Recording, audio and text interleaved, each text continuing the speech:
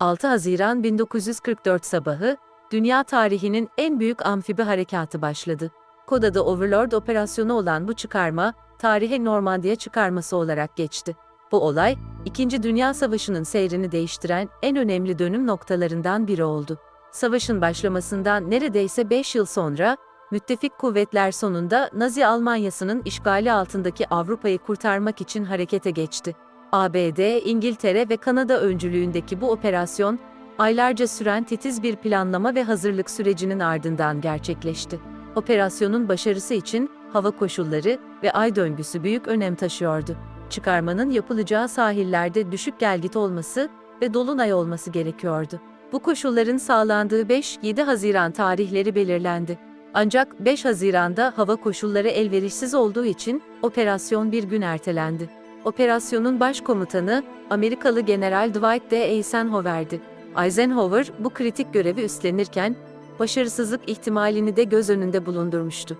Hatta operasyonun başarısız olması durumunda yayınlanmak üzere bir açıklama bile hazırlamıştı. Normandiya çıkarmasının başarısı için yanıltma operasyonları da büyük önem taşıyordu. Müttefikler, Almanları Pas de Calais bölgesine odaklanmaları için kandırmayı başardılar. Fortitude operasyonu adı verilen bu yanıltma planı, sahte ordu birlikleri, lastik tanklar ve sahte radyo iletişimleri gibi çeşitli hileler içeriyordu. 6 Haziran sabahı saat 6:30'da 5 farklı plajda eş zamanlı olarak çıkarma başladı. Bu plajlar kod adlarıyla anılıyordu. Utah, Omaha, Gold, Juno ve Sword. Her plajın kendine özgü zorlukları ve stratejik önemi vardı. Utah plajı, Amerikan kuvvetleri tarafından ele geçirildi. Buradaki çıkarma nispeten kolay oldu ve az kayıpla sonuçlandı. Ancak Omaha plajında durum çok farklıydı.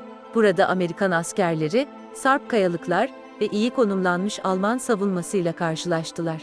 Omaha'daki çatışmalar çok şiddetli oldu ve müttefik kuvvetleri ağır kayıplar verdi. Gold plajında İngiliz birlikleri, Juno plajında Kanadalılar ve Sword plajında yine İngilizler çıkarma yaptı. Bu plajlardaki operasyonlar da zorlu geçti, ancak Omaha kadar kanlı olmadı. Çıkarmanın ilk dalgasında yaklaşık 156 bin asker Normandiya kıyılarına ayak bastı. Bu rakam gün içinde 195 bine ulaştı. Operasyonda 5 binden fazla gemi ve 11 binden fazla uçak kullanıldı. Normandiya çıkarmasının başarısında hava kuvvetlerinin rolü çok büyüktü. Müttefik uçakları, Alman savunma hatlarını ve iletişim ağlarını bombalayarak kara birliklerine büyük destek sağladı. Ayrıca düşman takviyelerinin bölgeye ulaşmasını engellemeye çalıştılar.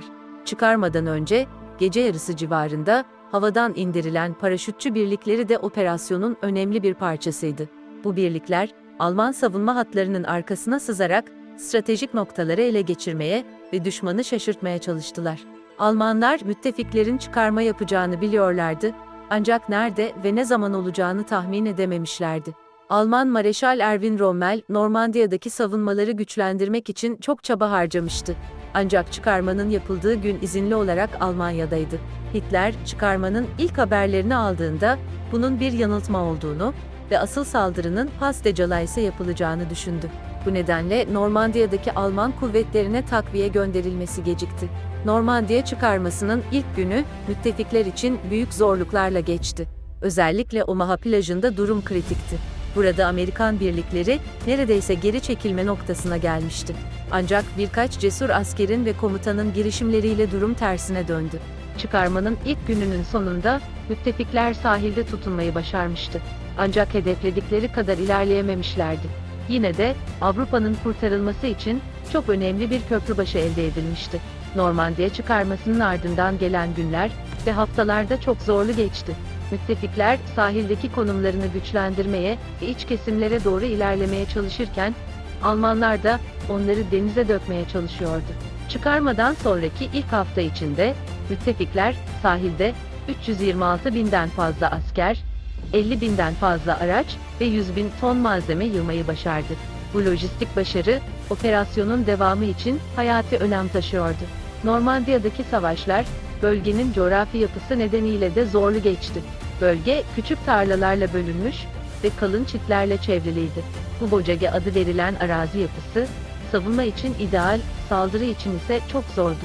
Müttefikler, ilerleyişlerini hızlandırmak için yeni taktikler ve teknolojiler geliştirdiler. Örneğin tankların önüne çitleri yıkmak için özel aparatlar takıldı.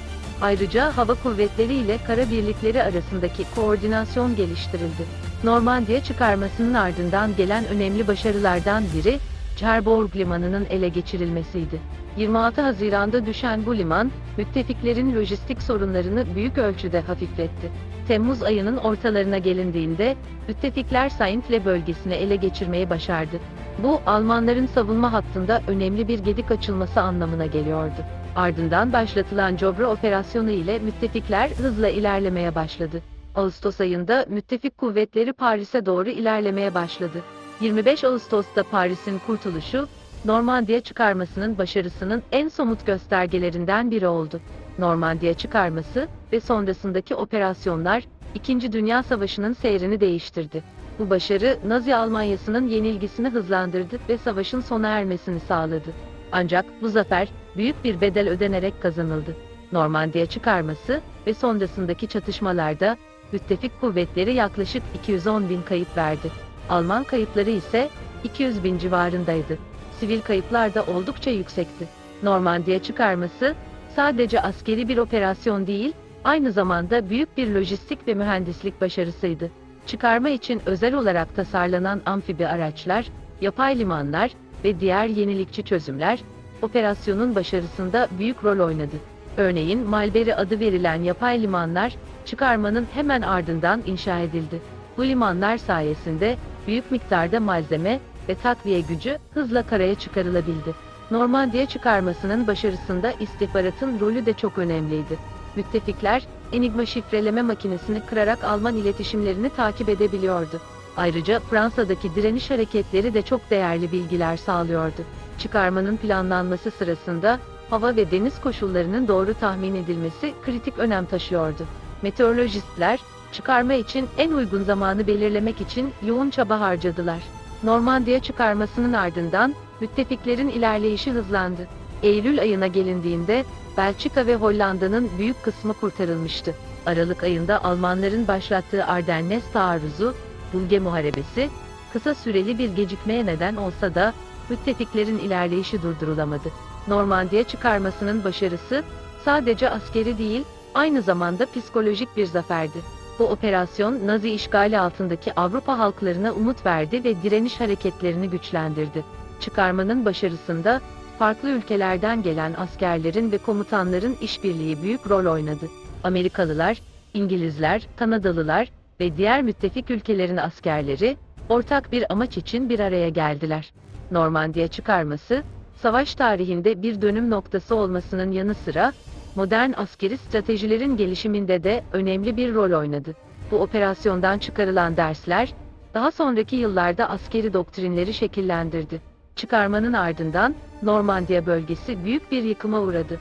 Savaşın izleri uzun yıllar boyunca bölgede hissedildi. Ancak zamanla Normandiya, barış ve uluslararası işbirliğinin bir sembolü haline geldi. Normandiya çıkarmasının 75. yıl dönümünde, 2019 yılında, dünyanın dört bir yanından liderler ve gaziler bir araya gelerek bu tarihi olayı andı. Bu, çıkarmanın hala dünya tarihindeki önemini koruduğunun bir göstergesiydi. Normandiya çıkarması, popüler kültürde de önemli bir yer edindi. Sayısız film, kitap ve video oyunu, bu tarihi olayı konu aldı. Bu da çıkarmanın kolektif hafızadaki yerini pekiştirdi. Sonuç olarak, Normandiya çıkarması, İkinci Dünya Savaşı'nın ve 20. yüzyıl tarihinin en önemli olaylarından biri olarak kabul edilir. Bu operasyon, büyük bir cesaret, fedakarlık ve işbirliği örneği olarak tarihe geçti. Bugün hala, özgürlük ve demokrasi uğruna verilen mücadelenin bir sembolü olarak anılmaktadır.